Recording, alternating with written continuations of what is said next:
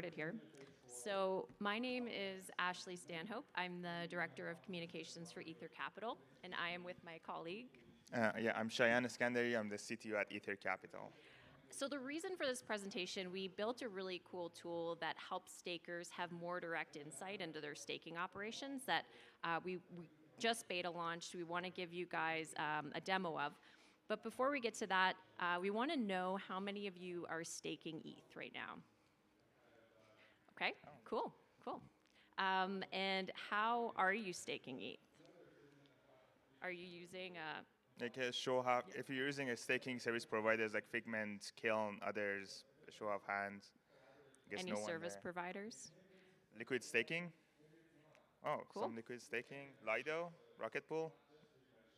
Lido. Lido, okay, cool, cool. Solo staking? Ooh, we Nice, have we got all one kind. over there. And what about an exchange? Anybody? No exchange? Okay. Okay, and if you're not staking, how come? Why? I What guess are you doing? now everyone's staking here, so Yeah, so this that's this this cool. slide is sort of irrelevant. Okay, so just to give you a bit of context and set the scene a bit, just about us. So we started out as a public company in 2018. We're based in Canada, Toronto, Canada. This was back when there weren't many direct access points to Ethereum. So think about like the ICO boom of 2017. A group of us got together, crypto natives, venture capitalists, and traditional finance execs. And our goal was to really create that first direct access point to Ethereum through the capital markets. So we went public 2018. We also helped launch the world's first spot Bitcoin and Ethereum ETFs. I know it's a bit of a sore subject in America because there's only futures-based funds, but yeah, that was a pretty exciting opportunity for us. And here's where we are today. So we are one of the largest institutional holders of Ether. So right now we have about 45,000 ETH on our balance sheet that we self-custody, and Cheyenne can explain a little bit about how we do that. We're also the first public company in the world to stake a lot of ETH and generate yield. And right now, we're really focused on staking and building out, using a portion of our staking rewards to build out quality infrastructure that helps support the ecosystem. So that's kind of where we are today. Oh yeah, and we built a really cool dashboard that we want to show you.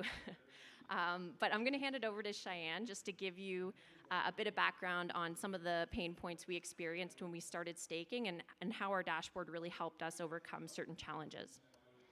Thanks, Ashley. So I joined EtherCap a year and a half ago, and as Ashley said, we were doing self-custody, Gnosis Vault. Gnosis Vault didn't have any interface online anymore. We had to like do IPFS, and there was like a lot of challenges there. And also there were no tools for like communicating with the auditors because we have to do quarterly financials and year-end audits to like what all these means. So we have to go through some fun parts about updating the Gnosis Vault to Gnosis Safe. Yeah, there was a transaction for $200 million of ETH that was like stressful, but it was fun. And we basically went through a lot of like different ways of like documenting what these means to match like the auditing requirements. A lot of them require like a minimal transaction going out of the wallet to just show the access, what means to have like 4 out of 7, like different numbers. And there was a lot of challenges still till today that if you're on chain and have a wallet, you have real-time evaluation of your assets. But the public company has a quarterly based transparent financial report. So how would you value these? And there's a lot of questions there that we had to answer. And the other one was just risk management and custody. Because we are self-custodying, we had to go through how deep you have to go for the risk assessments. Like, is Ethereum also at risk? Is solar flares are a risk? Like, you have to go and scope it down. And one of the main examples were like for the withdrawal address. So one of the challenges we had with withdrawal address was using DLS keys. As you may know, it's 0x00. And you couldn't use any smart contract, any addresses that are already like, you did all the key ceremonies for it. And we had to do a lot of research, and in February 2021, there was this EIP that added the ETH1 support for withdrawal addresses, and that enabled us and a lot of other institutions to use, as you've seen with Lido too, they use ETH1 address, a smart contract, and enabled a lot more cool things to do. And for us, that was the only way we could actually do custody because we are self-custodying. We couldn't use a BLS key in that sense. Change the slide. Yeah, so that was like before staking. Like in order to stake, basically I went through the whole market research, talked to all the providers back then, and we ended up working with Figment as our staking partner, and just figuring out how to stake was all those challenges. But then when we staked, we realized, oh wait, what's happening with our validators? Are we doing good? Are we not? Are we losing money? How much are we earning? And there were like a lot of limits. Like one of the things was like off the bat we had 320 validators, and Beacon Chain, like the dashboard only supports on the whale tier 280 validators. So we couldn't even use any currently built dashboards to just see some insights into our validators.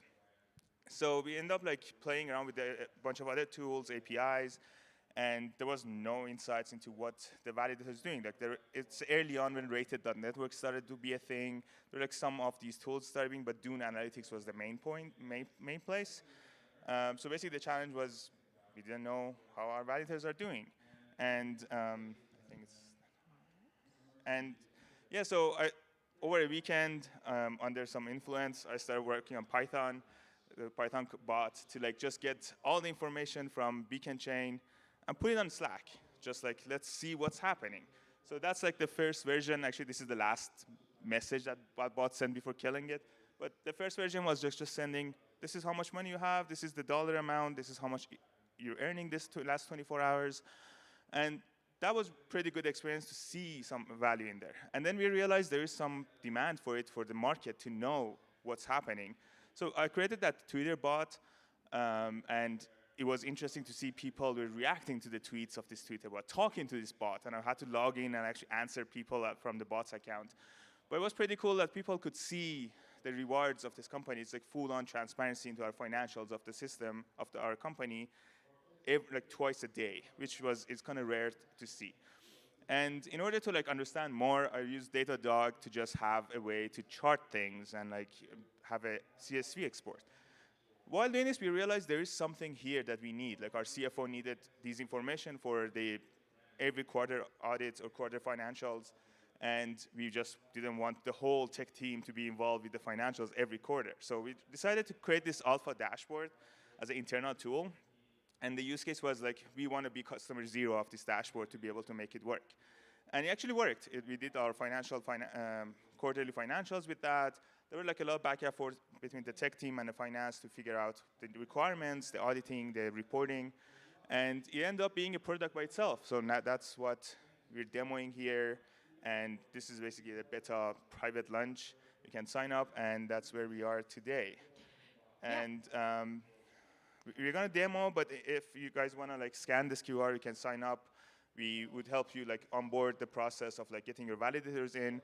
This is more for, based on experience so far, it doesn't add that much value for solo validators, like just one validator, but if you have more or with working with different providers, having different setups, you can see every information in one place. Yeah. But we're showing a demo, and Yeah, we'll put this back up on the screen, and happy to take questions after and just show you guys one-on-one if you want to see how the dashboard works. So give me 1 second. Okay. So this is the main interface of our dashboard. There we go, the summary page. So right away, what you do, you want to upload your public keys. So just go down to Manage Validators. These are all of our public validator keys. So we have, just over 1,100. And pretty simple. If you want to add anything, Cheyenne. Yeah, there was like other challenges here. Like a lot of people, like when we were looking at Stake.us, like other platforms, you can't really export the keys because we want to have import CSV, and we're like, wait a minute, no one can export their CSV, so we can't really import CSV here. Or they missed like 0x at first. So there's a lot of these small challenges which make the UX really hard, but we tried to make it much easier. There's still like room for improvement, and that's why we really would like to get feedback from all of you. Yeah, this is definitely, we're in the very infancy of this dashboard, very early stages. So that's kind of why we want to get as much user feedback as possible. We have a lot of cool ideas for our roadmap, but this is sort of the beginning for us. So right on the main page, you have the breakdown of the validator rewards. So you have consensus and execution layer rewards. So that was actually a really good day for us. But you can look at this over multiple time periods as well. So 90 days, 30 days, 7 days. Up in the corner here, you have the total staking rewards. So again, you can go over 7 days, 31 days, 365 days. And this supports all types of staking activity. So it doesn't matter who you're staking with. If it's Lido, if you're using a service provider like Figment, you can just basically upload your keys and you'll have more direct insight into your operations. And I think that's something that's very valued among the community, especially transparency is something that's very important. Risk monitoring tools after witnessing different events that have taken place in the crypto space. So. And then we also have. Yeah, I can just if add you wanna something jump. here. So some cool things, like this is evolving all the time. Like we created this almost 9 months ago, and in September we realized that the chart more looked like, let me just do this, more looked like this. And actually in January it's like where we started staking more. And after the merge, we realized, oh wait, there's MEV, there's like transaction fees, there's a lot of other things that now we have to figure out where to get the information, how to add them. And we end up adding, basically bundling all the MEV and transaction fees into one. We're looking for feedback, but early feedback was like people got more confused because it's usually either MEV or transaction fees. You don't get both at the same time because it's basically categorized as the same thing. But if anyone's in the crowd or watching the live stream is interested to see that separation, please give us a feedback and we can add that. It's kind of missing here. I really wish the September was there because it was a cool blue line and then suddenly adding like the transaction fees. Cool. Yeah. Go to financial performance now. So another thing, being public, we have to meet certain institutional auditing requirements. These financial reports really saved us a lot of time and effort, and it basically aggregates all of the financial information related to your staking operations and breaks it down into multiple periods. So it's been really helpful. Also, this is great for tax purposes as well. It's IFRS compliant. Easily breaks down all of your consensus, execution rewards, and you can export it into a CSV file as well. Yeah, so this is one of the views I worked a lot with our CFO on what is needed. And so there's like the breakdowns of the basically the days, how they're doing. And one of the main points that we were trying to understand was how do you do earnings and like other things that as a tech guy, I don't still understand a lot of them, but it's like as a finance, you need the information. And one of the issues were like it's the separation of these because so far the consensus rewards are illiquid, execution rewards are liquid, so they have a different way of doing counting. And another one was the closing price, which is interesting, as a closing price should be 4 p.m. Eastern time if you're in North America. But on the settings, we have like different closing times where you get the price feed. And so there's a lot of ways of doing the commission and others, but we end up with this view, which this view is satisfies all the finance needs, but also if you have more details you want to do, if you want to see like who's your provider, like commission rates and other things, you can add them here. You can sort things around. Like it's a pretty full-on grid that you can customize. This view worked perfectly for the quarterly reports, but we have some other views, but also, as I said, like if you have a specific need, then please let us know, and there are other views that we were working on. So yeah, this one really helped the revenue and yield analysis with just projections and like what is about to come and how, let's say, how the merge had an impact on the yield or some other things. It's more on for the finance teams, but it helped a lot on just not, like tech team didn't have to like be involved in that process all the time. That was really valuable for us. And if you go down, there are like other grids on like showing the units, how much was earned, and another issue is like for the accounting, depending on the price of the end of the quarter and the closing price of the day, either you lost some or you gained some, because like it's basically you're buying ETH every day. It's as an accounting sense, which is interesting. Cool. And yeah, now we'll show you the technical performance, which is something that's been really helpful to us. You know, when you do use a third-party staking provider, generally you don't have always have access to this granular of information. So this has been great. We're able to see any sort of missed attestations, if we've had missed syncs over multiple periods of time. So that's come in handy for sure. We can also see if there's been any slashing events, if any validators go offline. Anything you want to add, Yeah, Ryan? sure. So this was one of the first views that we created for this dashboard because it was made by two engineers. We were like, technical is more interesting. And it kind of stayed there because we didn't get that much outside feedback to know what is important. But like, based on knowing the protocol, so we know participation sync is nothing to be alarmed about. Missed attestations and missed sync are the things you need to look at. But at the same time, it happens. Its protocol doesn't have 100% uptime and like attestation rate. So it happens. It's good to see. Like one of the things we realized early on when we were looking at this, there was a gradual rise in the missed attestations. And that's where we pinged Figment team. We're like, hey guys, we're seeing this thing with our data. Like, is everything okay? Like everything going well? And they checked their nodes, and apparently some of the updates were failing. So the nodes were not updating to the latest version. And they fixed that since, but it was interesting that the first view of this dashboard made us see more insights into the into the operation than the Figment or the staking provider. And yeah, like this helps with like the technical team to understand if everything's updated, everything there. But there is a lot more views we're planning to add here. We're just waiting for see if the need is there. Like for now, the finance needs has been more prioritized because we got more feedback on them. But here I see a lot more on the network performance, or like implementing rated network API here, or some other platforms that we played around with, like Dune Analytics sometimes. I think one of the things that we talked about too implementing is like how can you benchmark your validator performance against the network. So that's something that we're looking into, making it incorporating the ability to track multiple staking operations across multiple different service providers or different ways you can stake. And just find ways to enable diversification as well. So that's something that we're all looking into.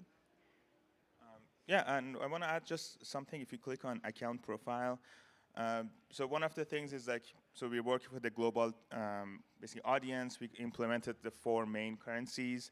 You can just switch them. Like let's say if I switch to euros, update. Hopefully it's not going to break on the demo time, but It's if in I beta go, mode.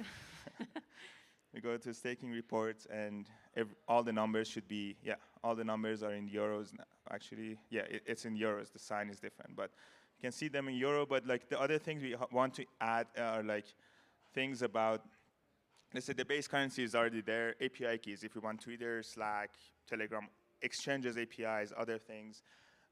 Or another part is like accounting standards. We currently we use IFRS. Yep. Right?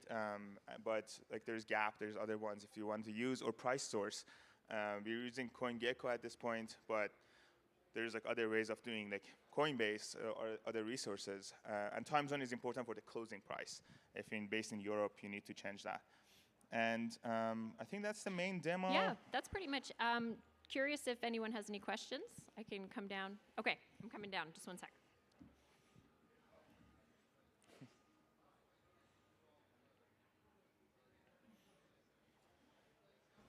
It should be on.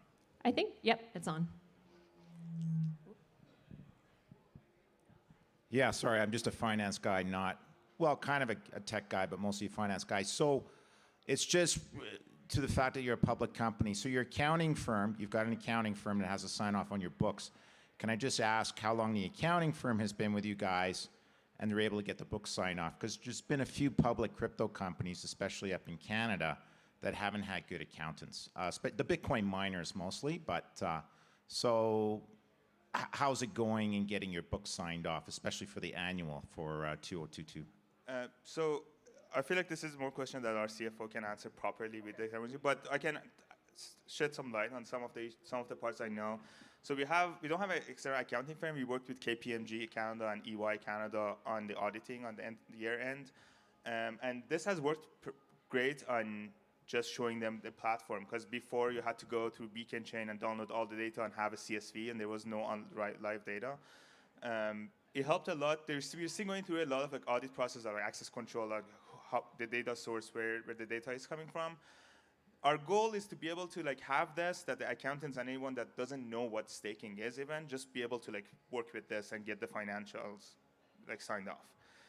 We're close to that, but still need a lot of back and forth. But for sure, we can get your contact and get our CFO to get more of the information. Cool. Any other questions? Okay, coming over.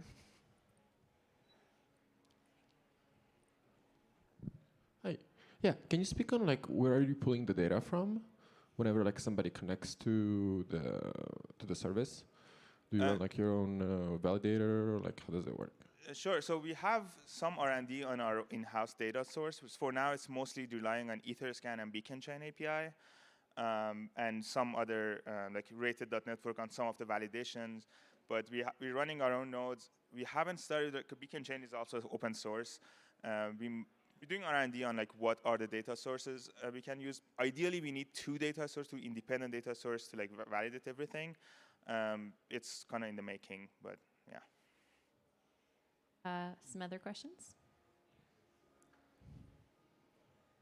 Okay, I think that's it. Oh, we got one.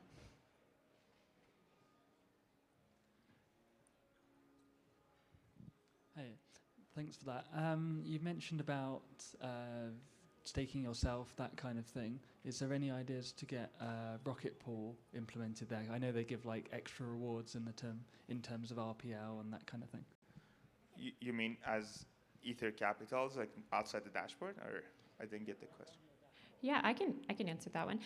So liquid staking is something that we're definitely interested in. Right now, we have to kind of meet certain requirements being a public company, so there's no plans to go into that area at this time, but definitely something we're looking into and doing some R&D on for sure. Yeah, and for the dashboard itself, so as long as you have a public key, you can get all the information, but with Rocket Pool and Lido, you get a portion of a public key, which gets harder to...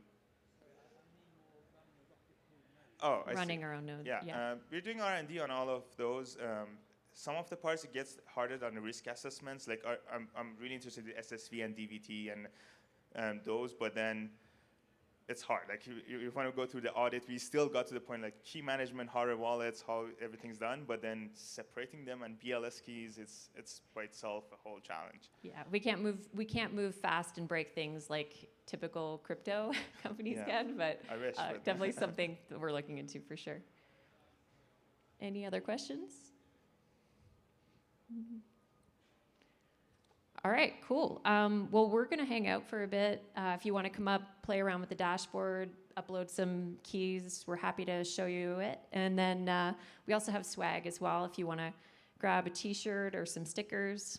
Yeah, they're on the left side, some on that table and some others there. Yeah. Thanks so much for coming. Thank you.